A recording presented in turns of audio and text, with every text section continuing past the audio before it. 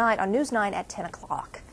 An Oklahoma school district is under fire tonight. Some say the Yukon school district violated the law when they passed out a flyer advocating for State Question 744, a ballot measure aimed at increasing funding for state schools.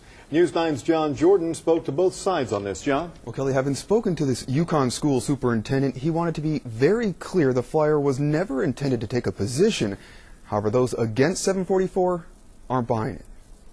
It may not say vote yes on 744, but some say based on what's in this flyer that was handed out to students at Skyview Elementary School in Yukon, it doesn't have to. A schoolhouse is a place for learning, and quite frankly, the idea that they're being used for political purposes should be galling to most Oklahomans. Jim Wilson is with the One Oklahoma Coalition campaign formed to make sure State Question 744 doesn't pass. He says he was stunned to learn of the material. I am surprised, but more than that, I'm disappointed. Our schools and our children shouldn't be used for propaganda purposes. Under the heading, How 744 Can Improve Our Schools, the flyer states, quote, Oklahoma will be able to compete with states like Texas and Arkansas.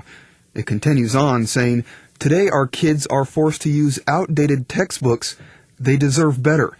But despite what those like Wilson says is evidence of biased material, Bill Denton, the Yukon school superintendent who gave the okay for the flyer, says that's not what it was intended to be, and told me, quote, I felt that and was assured the material was neutral and didn't advocate voting yes or no. He added, I don't think it's my job to tell people how to vote, but it is my job to alert them of the concerns in our schools and where our funding is, and we have to have factual information handed out to our patrons. Parents and Oklahoma voters need to understand that this is wrong. Even if it isn't quite illegal, it's certainly not ethical, and it doesn't pass the smell test. Now, I did speak with the Vote Yes on 744 campaign. They backed Denton, calling the flyer simply an informational piece that contained nothing but facts. And despite looking eerily similar to their campaign material, they say they had nothing to do with the flyer. Kelly? All right, John, and we've posted that flyer on our website along with this story at news9.com. It's never